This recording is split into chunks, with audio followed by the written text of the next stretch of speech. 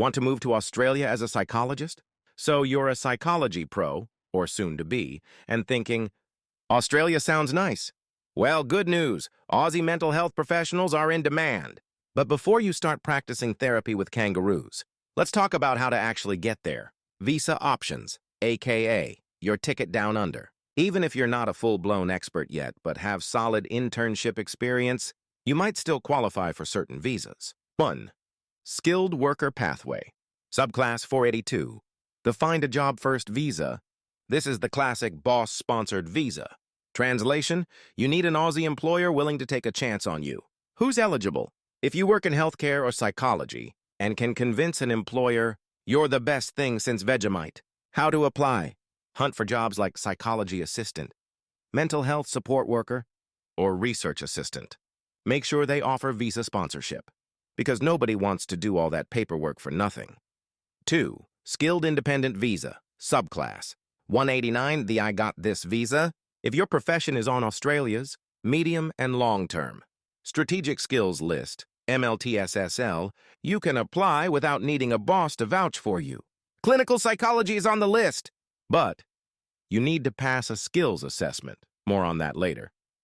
3. Skilled Nominated Visa, Subclass 190, the State Picks You visa. Some states have their own shortage lists. If they like your skills, they might send you an invite to apply for permanent residency. Basically, it's like online dating, but with a country. How to land a psychology job in Australia without losing your own mind. Since you're not a licensed pro yet, start with jobs that match your experience level. Mental health support worker, psychology assistant, research assistant in clinical psychology. Where to apply? Seek Australia, the LinkedIn of Oz. Indeed, Australia. Career 1, LinkedIn jobs.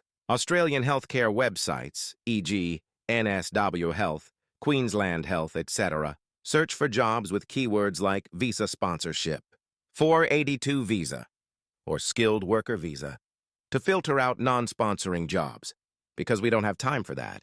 English proficiency tests. Do you really need one? Short answer, probably. Long answer, maybe not. If you did your master's in English, you can prove you speak decent English another way.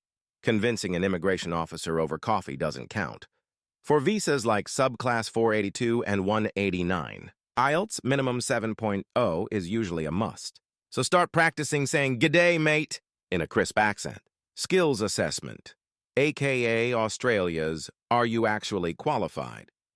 Test. To work in clinical psychology, you might need a skills assessment from APC, Australian Psychology Accreditation Council, APRA, Australian Health Practitioner Regulation Agency. Steps to survive this process. Check Psychology Board of Australia, PBA requirements. Submit your qualifications and work experience. If they say, man, not enough, you may need a bridging course or supervised practice. Once approved, start applying for jobs and live your best Aussie life. If you can't get a full-time job right away, try this. No job yet? No worries. Here are some alternative ways to get to Australia. Apply for a PhD or postgraduate research program, scholarships available. Get a short-term job in mental health to boost experience. Network like crazy on LinkedIn, at psychology conferences, or through international associations. Tag a psychologist who needs to see this and share on your timeline. You might just help someone land their dream job in Australia, or at least inspire them to start Googling kangaroo psychology. Good luck, and may your visa application be stress-free, unlike your future patients.